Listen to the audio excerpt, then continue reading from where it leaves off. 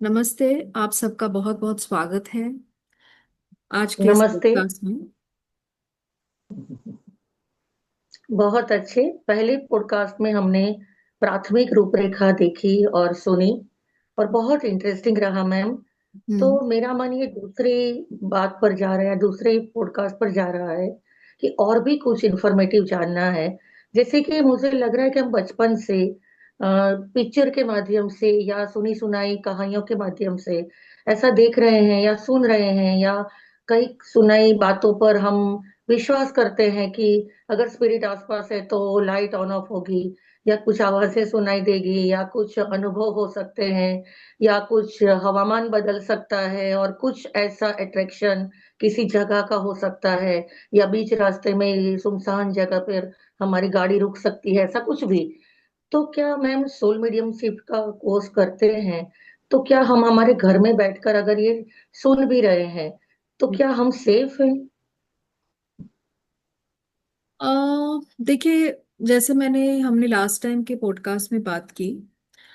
जो स्पिरिट्स हैं वो लाइट बीइंग्स हैं। लेकिन कुछ स्पिरिट्स होती हैं जो कि सोल्स स्टक्स भी होती हैं, अर्थ बाउंड भी होती हैं।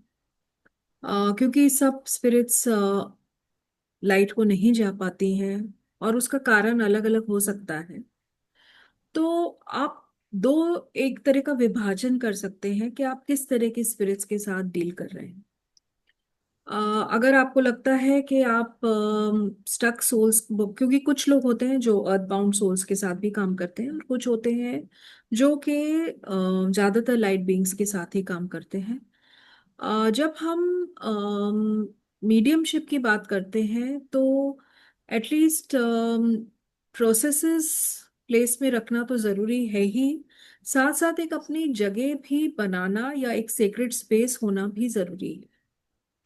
ऑफ कोर्स आप प्लेटफॉर्म मीडियमशिप करते हैं जब सबके सामने, या आप एक स्टेज पे या कहीं बाहर, वो एक अलग बात है क्योंकि आप वहाँ पे पब्लिक है, लोग हैं आप, और आप एक तरह की पब्लिक डेमोन्स्ट्रेशन कर रहे हैं। लेकिन जब आप अपने घर की बात जैसे आप कर रही हैं, तो जब आप घर में ऐसे कुछ काम करते हैं, जैसे बहुत सारे अभी लोग ऑनलाइन करते हैं चीजें, ऑनलाइन वर्क करते हैं लोगों के लिए, या ऑनलाइन सीखते भी हैं, तो आपको एक ऐसी जगह अपनी होनी चाहिए जहाँ पे आप अपने एवरीडे क्लेंजिंग क्लियरिंग करें। और चाहे मीडियमशिप ही नहीं बल्कि कोई भी मोडालिटी अगर आप प्रैक्टिस कर रहे हैं, तो ये जगह आपको वो विजडम नॉलेज प्रोवाइड करती है। क्योंकि जब आप एक स्थान पे बैठते हैं, एक तरह का आसन ग्रहण करते हैं, एक तरह की अपने स्पेस को डेकोरेट करते हैं विद मे बी क्रिस्टल्स, या आप उस जगह को स्मच करते हैं, या आप उस जगह में एक प्रकार की उपासना करते हैं। देखिए, आप इन्वोक कर रहे हैं प्रेजेंस। अगर आप एक किसी क्लाइंट के लिए कुछ कर रहे हैं, या किसी क्लाइंट को कुछ इंफॉर्मेशन चाहिए जो कि उसके सोल्स, मतलब उसकी फैमिली सोल से रिलेटेड है, तो भी इट वुड बी बेटर कि आप एक ऐसी जगह पे, और वही जगह को हमेशा इस्तेमाल करें। क्योंकि वहां पे बैठने से आपको वो मैसेजेस आसानी से मिलते हैं, क्योंकि वो जगह की उस प्रकार की एनवायरनमेंट बन जाता है, उस प्रकार का वो जगह बन जाती है। तो जैसे बोलते हैं ना कि हम एक जगह पे स्पिरिट्स को जब बुलाते हैं या स्पिरिट से कम्युनिकेशन करते हैं या मैसेजेस रिसीव करते हैं, तो वो स्थान एक हमारा मीटिंग पॉइंट टाइप का बन गया। तो ऐसा नहीं है कि कोई भी कहीं पे भी बैठ के कुछ भी कर रहा है।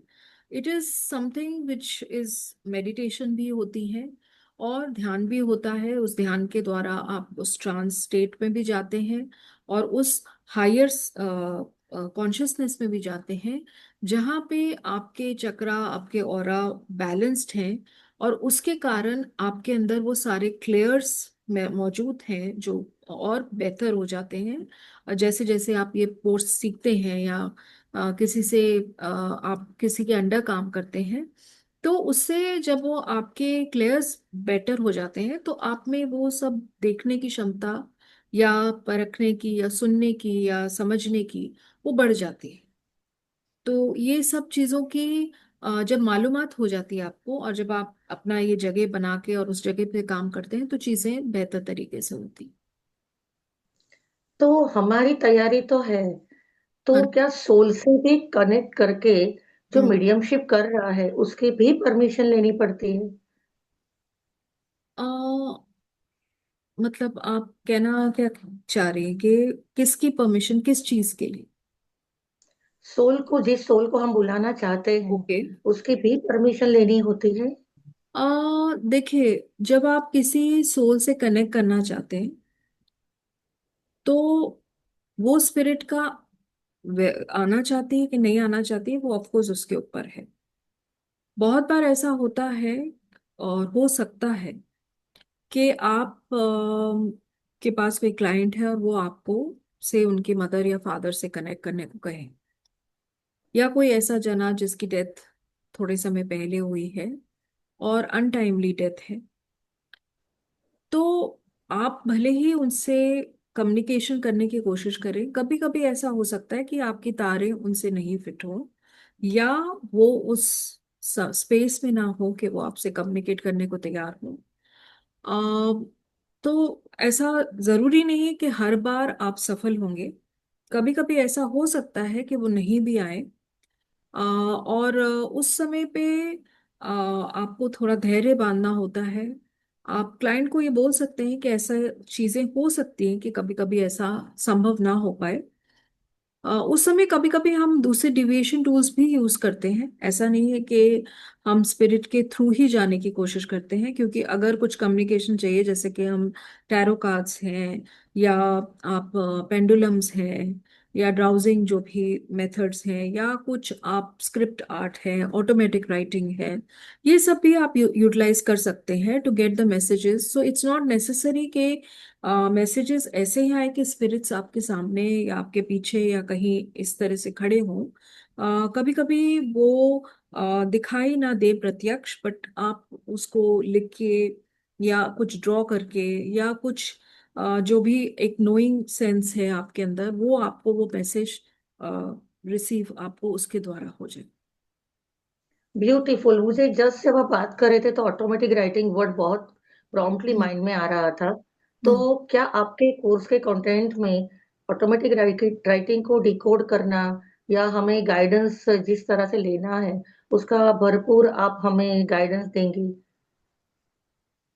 देखिए, ऑटोमेटिक राइटिंग अपने आप में एक काफी कुछ उसके अंदर चीजें हैं। सो सिंस ये हमारा कोर्स जो अभी गुरुजी ज्ञान में आ रहा है, उस कोर्स में सिर्फ ऑटोमेटिक राइटिंग के ऑफ कोर्स हमारे पास कोर्सेज यहाँ पर हैं, अलग से भी इंडिपेंडेंट कोर्सेज भी हैं। और जब इस कोर्स में हम बात कर रहे हैं मीडियमशिप, सोल टॉक और मीडियमशिप कम्युनिकेशन के बारे में, तो वहां पर ऑटोमेटिक राइटिंग एक सिर्फ उसका एक छोटा सा हिस्सा है। सो क्योंकि उसके ओके। अंदर बहुत सारी चीजें हैं। तो हम्म। पहली चीज हमारी है कि हम आपके क्लेयर्स को डेवलप कर पाए। राइट। हम्म। अब भले ही हर किसी को लगे कि शायद मेरे अंदर ऑलरेडी क्लेयर्स हैं, या मैं ऑलरेडी देख पाता हूँ, या मैं ऑलरेडी समझ पाता हूँ, क्या मुझे उस पे काम करने की जरूरत है? आ, तो ज्यादातर लोगों का मैंने देखा है कि ये लोगों को हो सकता है लगता है, लेकिन जब बहुत बार आप प्रैक्टिस करते हैं तो वो प्रैक्टिस करते करते ही आपके क्लेयर्स और ज्यादा शार्पन और या और ज्यादा बेहतर होते। राइट।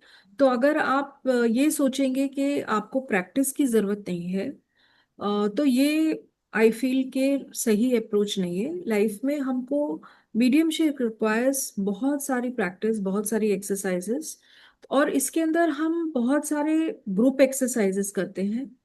तो इससे जो चीज एक दूसरे के बीच में एक दूसरे के लिए करते हैं, तो वो आपकी इंट्यूशन, आपकी टेलीपैथी, आपका क्लियर वॉयंस, क्लियर ऑडियंस, ये सारी चीजों को टेस्ट करता है बहुत सारे लोगों के साथ। राइट।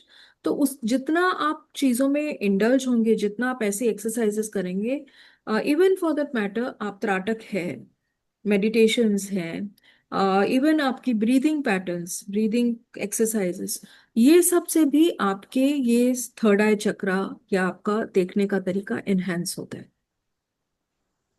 ओके। तो हम्म। जैसे हमने कई बार देखा है कि कुछ खास व्यक्ति या कुछ खास गेटअप वाले व्यक्ति इस तरह से सोल मीडियमशिप करते हैं, या हम्म। उसके आगे ग्लोव वगैरह, या और जैसे आपने पेंडुलम कहा, ऐसी कुछ चीजों का डिस्प्ले होता है, ऑल्टर होता है, तो हम्म। कुछ अलग सा माहौल क्रिएट होता है। हम्म।